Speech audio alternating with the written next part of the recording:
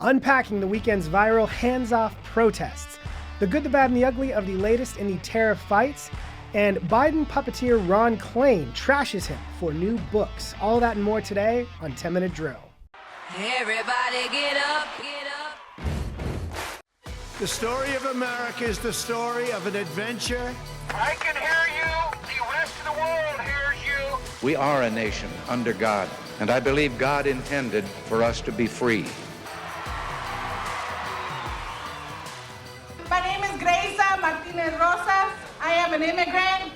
I am undocumented, unafraid, queer, and unashamed. If you watched the news over the weekend or on Monday morning, you likely saw coverage of the national collection of hands-off protests around the country.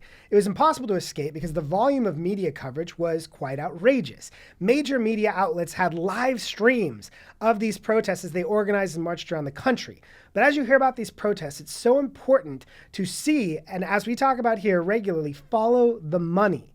These groups that funded and organized these protests are not even hiding their involvement anymore. Here's a look at the Hands Off website. Groups involved include Indivisible, Move On, Public Citizen, Sunrise Movement, organizations that are tied to radical climate change groups that shut down freeways, defunding the police. This is a national organization of protests against oligarchs funded by left-wing oligarchs, left-wing dark money groups, and left-wing billionaires. The irony cannot be lost on you that they have left-wing billionaires funding protests against enriching billionaires. Now, I have to ask when I hear this, where has this been for the last 4 years? If you look through the Biden White House visitor logs, it is a who's who of left-wing dark money groups, again, funded and overseen by left-wing billionaires and oligarchs, if we're using their term. And you cannot escape the fact that they've had a controlling interest over the government for the last 4 years under Joe Biden. And what DOJ has uncovered in the first 4 months of this administration is endless connections between these dark money groups and our tax dollars. So again, as you see people marching in the street chanting hands off, what they're calling for hands off for is they believe they should be the only ones who can control the federal government, both for enacting their agendas, but also for diverting our federal tax dollars to them. One group that we definitely don't need to hear from in these hands-off protests is the leaders of teachers' unions. We've talked about Randi Weingarten, who we refer to as the Grim Reaper of school closures and learning loss. Today, we're going to talk about Becky Pringle. We the people won't stop because our children, our babies are depending on us. First, they're not her children and her babies, they're ours. And when she says our schools, you have to remember that they see these schools as their vehicle for control, both ideologically in the types of things that are being taught to kids, but also as these important funding streams. They view schools as their vehicle to make more money. And let me tell you how. Becky Pringle makes $495,000 a year, which is about 10 times the average of any teacher's salary around the country.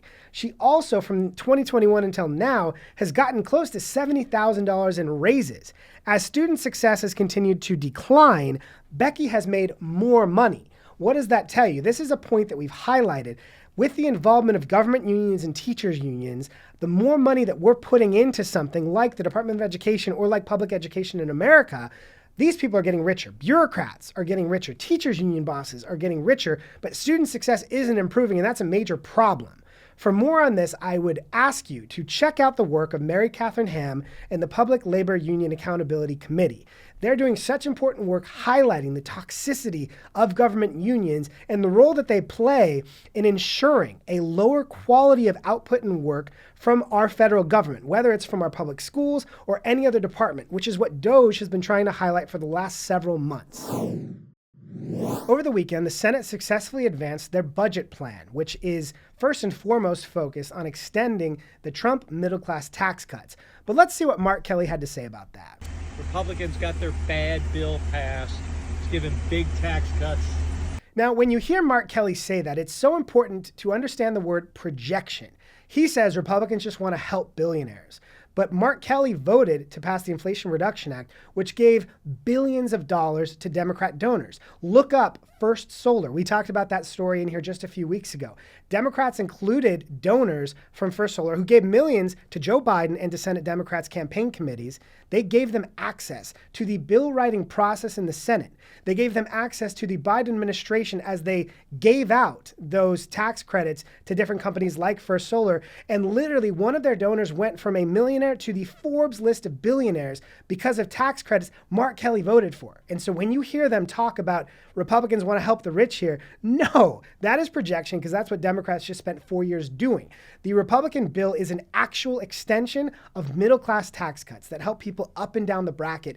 Democrats are lying across the train tracks to try and stop middle-class Americans from getting a tax cut. And when you hear Democrats attack this bill, no, they will never say what they did for the middle class in the last 4 years. They'll never say what they accomplished for working families the last 4 years, because they didn't do anything for them except give them 40-year high inflation in service of diverting our tax dollars to their campaign donors. Last week, we gave a bit of an introduction to President Trump's tariff plan that shocked the world. Today, we're going to talk a little bit more about the good, the bad, and the ugly of the messaging around this tariff fight. As you've been watching the news, I'm sure you've seen coverage about how markets are responding, and it's difficult to sort of know what really is happening here. So we're going to talk about how the messaging has helped, and in some ways where it's made things a little bit more complicated. One messaging point that's been incredibly valuable to see highlighted is the trade deficit. Here's an example of a Canadian official on CNBC talking about America's trade relationship with Canada. You have tariffs on a whole number of products. That's right. And we'd be willing to take those off tomorrow if he took all the tariffs off. So this trade deficit does exist, and other countries have had tariffs on us that we have not necessarily responded to or retaliated against. One person compared it to when you're at dinner with a group of friends and you agree to continue paying the tab because you have the largest marketplace. That's how America has treated trade for a long time now. Now, President Trump wants to shift that. The other good messaging that's come was particularly on Sunday night and into Monday morning when the White House listed a number of countries that have started coming to the table. They said more than 50 countries have offered to begin discussions of new trade deals, including countries like Taiwan, Vietnam, and India, as well as countries like Zimbabwe. But with that, there's also been a bit of mixed messaging. You can ask the American people to trust the process. You can ask the American people to, believe in the plan and give them time. But to do that, you have to make clear that there really is a plan, that there really is a process for them to trust in. And with some of the mixed messaging, I think people have been left wondering, is there really an underlying plan to this? One of those issues has been, whether or not this is a negotiation. Scott Bessent, President Trump have talked about getting people to the table to make deals that give us fairer trade. But Peter Navarro on Sunday came out and said it's not a negotiation. Look, here's the thing. This is not a negotiation. Another mixed message that's come out has been more from President Trump's supporters trying to downplay that this isn't a very big deal because money comes and goes and things like that. But it's so important to remember that we just beat Democrats in the elections in November because they had that type of messaging about inflation. They said inflation wasn't real, it was transitory, it was a high-class problem. We can't fall into that trap. President Trump ran on lowering costs of everyday good for Americans, and he said he was going to do it on day one. Now, we all know it wasn't going to be a day one plan. He inherited a lot of really big challenges in the economy. But now that the American people are being asked to trust the process, we need to know what success looks like. But we also need to have a much clearer conversation about what outcomes we're actually after and what we actually hope to get out of trade and out of free trade. One piece of confusion that we've seen in a lot of the commentary about this seems to confuse trade with things like bartering, as if we were bartering Pokemon cards. Here's a great quote from Thomas Sowell.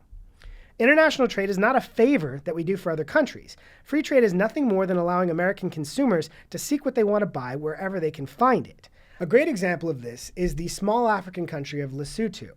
Americans import about $237 million a year in diamonds from Lesotho, but Lesotho also is a very low-income country where the average person makes about $5 a day. So they are not spending very much money on American goods. But we still want to be able to buy their diamonds because they have a lot of them. Now, when people talk about trade, it sounds a little bit more like they're thinking of bartering. We should only be able to buy their diamonds here in America if they are buying an equal value of American goods. Another area where this is incredibly relevant is in the automobile industry. Some have said, why aren't more people in Europe driving American cars? Why aren't more people in Asia driving American cars? For one thing, American cars are built for very different purposes than what most people are using them for in Asia or in Europe. For example, I lived in Japan for a few years and had an opportunity to drive on their roads. They're significantly more narrow. Trying to drive an F-150 on a Japanese street is a little bit like trying to drive a semi-truck on a hiking trail. The roads are just built differently and the purposes are different. But at the same time, Americans want access to German cars. They want access to Japanese cars for different reasons. Speed, reliability. So if we talk about trade and suggest that we can only buy those Japanese cars or only buy those European cars if they're buying an equal number of American cars, it really reduces our own access to those goods and to those markets, and it will drive up costs for us. So it will be incredibly valuable for the Trump administration and their representatives dealing with this issue to be clear about what success looks like and how they're going to lower prices for all Americans while maintaining access to the markets and to the goods that we really want.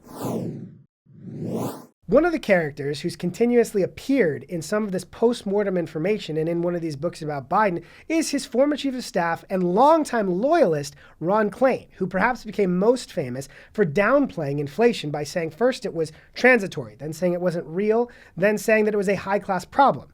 Klain in August said this. He's clearly up to the job. He's doing it every day. He's doing it successfully. But in a new book, Klain was described as saying that Biden didn't know what Trump had been saying and couldn't grasp what the back and forth was. He also had wondered half seriously if Biden thought he was the president of NATO.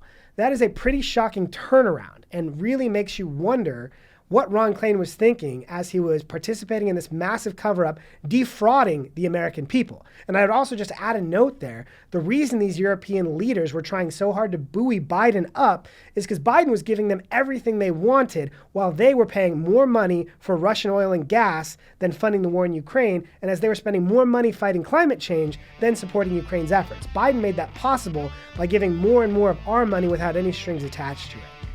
That is all the time we have for today. Thank you so much for joining us on 10 Minute Drill. Please subscribe on YouTube. Leave us a review on Apple Podcasts or Spotify. Thank you so much for tuning in.